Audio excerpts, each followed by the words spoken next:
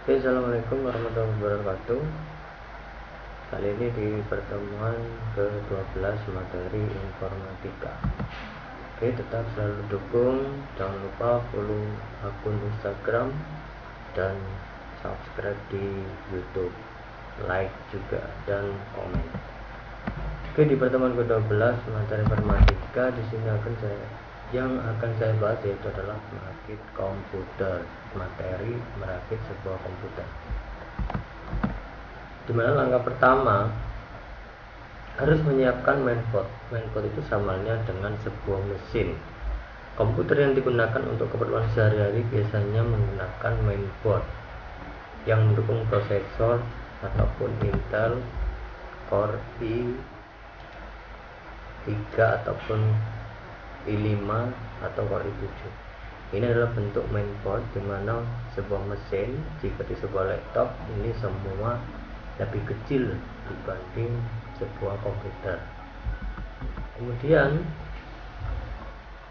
kedua yaitu pasangan CPU di mainboard. Membaca sebuah paduan dibentuk untuk mengetahui jenis CPU, tipe apa yang akan dipakai untuk merakit sebuah komputer. Jika tidak ada jenis dan tidak tahu jenis CPU tersebut, maka mainboard pasti akan mengalami kerusakan dan tidak menyala jika dirakit. Ini adalah sebuah mainboard yang sudah ada prosesor, di mana prosesor bisa membuat Core i3, Core i5 ataupun Core i7. Letak prosesor ada di sebelah kiri ataupun kanan, yang penting tidak ada di tengah. Ini adalah tempat prosesor. Kemudian langkah selanjutnya yaitu di langkah ketiga sambungkan pendingin, dimana yang pertama tadi itu prosesor yang akan dipasang, kemudian langkah keduanya ada sebuah pendingin. Sebelum prosesor dipasang, di sini ada yang namanya paste, dimana ini samanya dengan sebuah pasta gigi, dimana pasta ini untuk pendingin sebuah prosesor.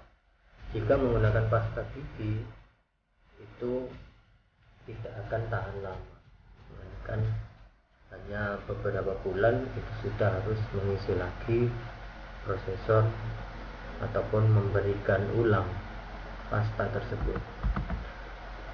Kemudian langkah selanjutnya yaitu pemasangan RAM ataupun memori ke slot yang sudah disediakan. Pastikan pin RAM sesuai dengan mainboard, dimana setiap RAM dan motherboard itu berbeda. Terkadang ada yang DDR3, ada yang DDR4.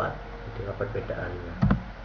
Ini adalah sebuah gambar tempat slotnya, dan ini ada sebuah panah untuk memastikan slot pada RAM tersebut itu sesuai dengan motherboard yang dipakai.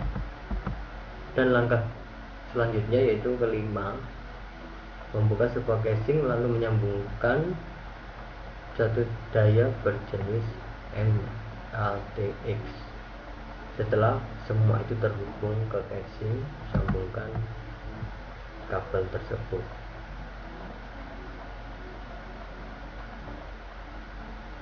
Dimana di belakangnya ini pasti ada sambungan apa?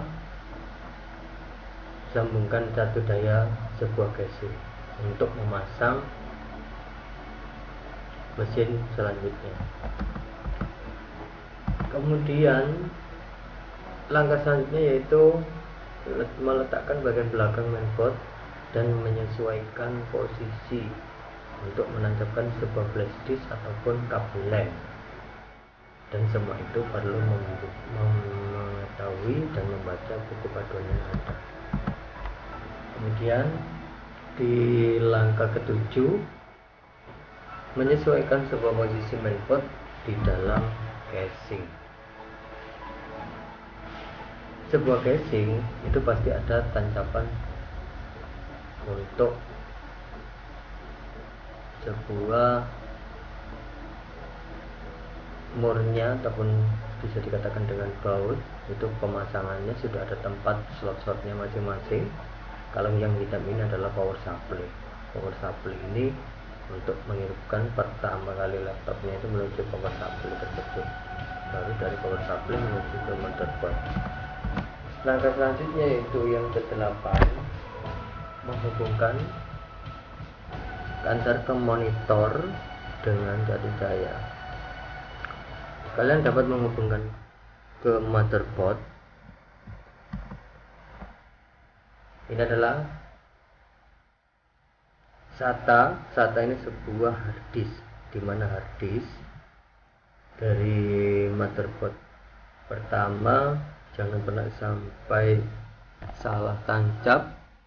Kemudian pemasangannya ada di slot sebelah kanan yang sudah disediakan dari yang sebelumnya tadi, casing. Jadi dari casing tersebut sudah disediakan untuk slot sebuah hard disk. Kemudian langkah ke-9 yaitu menyambungkan konektor SATA, di mana SATA ini sebuah hard disk tadi ke konektor casing with USB mainboard. Untuk kabel berwarna hijau tombol reset, kemudian yang warna orange itu untuk sebuah lampu, dan warna kuning power lampu. Kemudian di warna merah ini untuk nyambungkan ke motherboardnya. Oke, ke-10. Langkah ke-10 adalah sambungan konektor ATX 20/24 pin ke konektor kontrol satu daya 4 pin di motherboard. Mana langkah ini untuk menyambungkan dari motherboard ke hard disk tersebut. Dan langkah ke-11 itu menghubungkan DVD ROM konektor IDE dan satu daya, dimana DVD terkadang dipakai ataupun tidak pakai, tetapi harus terpasang, karena kalau sebuah komputer tanpa DVD itu kurang lengkap. Kemudian di langkah terakhir yaitu memilih sistem operasi yang sesuai dengan kebutuhan, lalu mengikuti paduan untuk pemasangan sebuah sistem operasi, di mana sistem operasi yang saya bahas di sini adalah sebuah Windows 10. Windows 10 ada Windows 10 Pro. Jika tidak menggunakan Windows 10 itu ada Windows 7 sebelum munculnya Windows 10, juga ada Windows 8. Ada juga berbentuk CD ataupun bisa berbentuk dengan sebuah file. Oke, itu saja yang bisa saya jelaskan. Sampai bertemu di materi selanjutnya. Oke, terima kasih. Wassalamualaikum warahmatullahi wabarakatuh.